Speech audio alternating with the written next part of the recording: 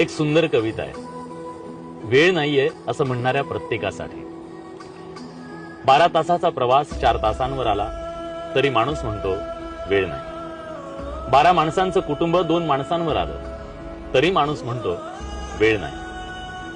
4 आठवड्यांनी मिळणारा निरोप आता 4 सेकंदात पोहोचू लागला तरी माणूस म्हणतो वेळ नाही। घरात वर खाली जाणारा वेळ, श्रम, वेळ लिफ्टनं सेकंदावर आला तरी माणूस म्हणतो वेळ नाही। कधी दूरच्या माणसाचा चेहरा पाहण्यासाठी 6-6 महिने लागायचे।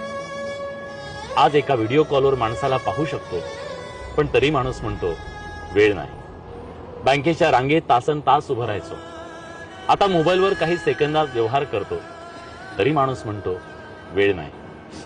एकेकाळी काही आठवड्यांचा कालावधी लागणाऱ्या आरोग्य तपासण्या आता काही तासात होतात तरी माणूस म्हणतो वेळ नाही। ऍक्टिव्हा चालवताना एका हातात हँडल, दुसऱ्या हातात मोबाईल, कारण थांबून बोलायला वेळ नाही। ट्रॅफिक जाम झाला की 2 लेन ओलांडून तिसरी आपण तयार करतो, कारण वेळ नाही। वेळ नाही आई वडिलांना फोन करायला, वेळ नाही निसर्गात रमायला, वेळ नाही आपल्यासाठी जगायला।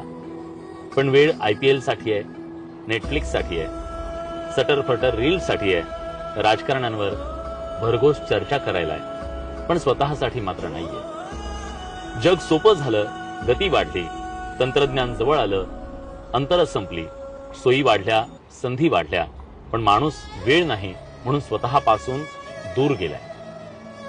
शांत बसून स्वतःशी बोलायला, स्वतःला समजून घ्यायला, किंवा फक्त काही क्षण निखळ हसायला, ग्रंथांचं वाचन करायला, मनन चिंतन करायला, मंदिरात जाऊन देवदर्शन करायला आणि देवाचं नाव घ्यायला सुद्धा वेळ नाही। आणि मग एक दिवस वेळ निघून जाते, शेवटच्या क्षणी कळतं वेळ होता, पण आपण वेळ नाही असं म्हणत जगायला विसरलो होतो। म्हणून आजच ठरवा, स्वतःसाठी थोडा वेळ राखून ठेवा, नात्यांसाठी थोडा वेळ देऊन बघा, मनासाठी, शांतीसाठी, आयुष्याच्या गाभ्यासाठी थोडा वेळ जगून घ्या, कारण वेळ नाही हे सत्य नाही, ते फक्त एक कारण आहे मित्र।